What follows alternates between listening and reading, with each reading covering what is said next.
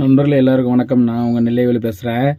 இன்றைக்கி இந்த பதிவு எதுக்காகன்னா, எனக்கு ரொம்ப மனசு சரியில்லாமல் ஒரு கஷ்டமாக இருக்குது. ஏன் அப்படின்னா, கமெண்டில் வந்து ஒருத்தர் கேட்டிருக்காரு, டேய் பிச்சைக்கார பயலே, உனக்கெல்லாம் போடுறதுக்கு வேறு குடும்பத்துக்கு ஒரு சட்டம் இல்லையே, நீலாம் எதுக்குடா வந்து அடுத்தவங்க குடும்பத்தை பற்றி பேசுகிற, சிக்காவை பற்றி பேசுகிற, சாதனா பற்றி பேசுகிற, அந்த திவ்யாவை பற்றி பேசுகிற, அப்புறம் வணக்கம் உங்கள் சீலா பற்றி பேசுகிற, உனக்கெல்லாம் என்னடா தகுதி தராதரம் இருக்குன்னு சொல்லி ஒருத்தர் கேட்டிருக்காருங்க. ஆமாங்க, எனக்கு தகுதி தராதாரம் இல்லைங்க. நான் ரொம்ப கஷ்டப்பட்டு வந்தேங்க. நான் வாழ்க்கையில் நிறைய ஏமாந்துட்டு இன்றைக்கி எங்கள் அப்பாவை நான் இழந்துட்டு இன்றைக்கி நான் ரொம்ப பிச்சைக்காரனாக தாங்க இருக்கேன். உண்மையாக சொல்கிறேங்க. நான் வந்து கேரளாவில் என் ஊரில் எல்லாரையும் விட்டுட்டு, என் பிள்ளைகள், எங்கள் அம்மா எல்லாரையும் விட்டுட்டு நான் வந்து கேரளாவில் வந்து ஆட்டோ ஓட்டுறேங்க.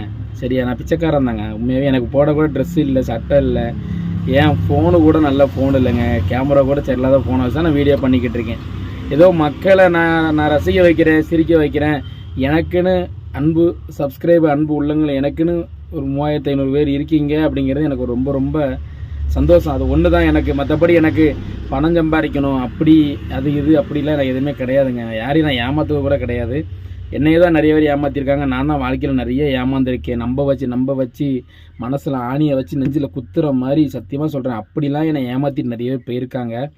என் பொதுவான வாழ்க்கையில் சொல்கிறேன். எங்கள் அப்பா என்ற ஒரு வார்த்தை சொல்லுவாருங்க. எங்கள் அப்பா இருக்கும்போது சொல்லுவார், இல்லை மவனே, நான் இருக்கும்போது உனக்கு தெரியாதுல, நான் செத்த பிறகு தான் உனக்கு தெரியும் அந்த வாழ்க்கையோட வலி வேதனை என்னென்னு.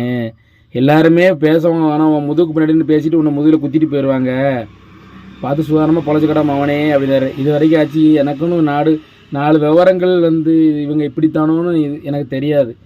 எல்லாருமே நல்லவங்க அப்படின்னு தான் நான் நினச்சி நான் பேசுவேங்க. நான் யாரும் ஏமாற்றுவாங்க அப்படின்னா எனக்கு யாருமே தெரியாதுங்க. ஆனால் இந்த மாதிரிலாம் தயவுசெய்து நண்பர்களே கமெண்டு தப்பாக போட்டேன், மனசை புண்படுத்துகிற மாதிரி போடாதீங்க அன்பு உறவுகளே.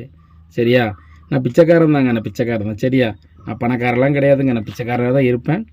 சரியா, என்கிட்ட வேறு சட்டையும் கிடையாது. இப்படி இந்த ஒரே சட்டை போட்டு தான் வீடியோ போடுவேன், எல்லாமே போடுவேன். ஏதாவது தவறாக பேசுனா என்னை மன்னிச்சுக்கோங்க அன்பு உறவுகளே.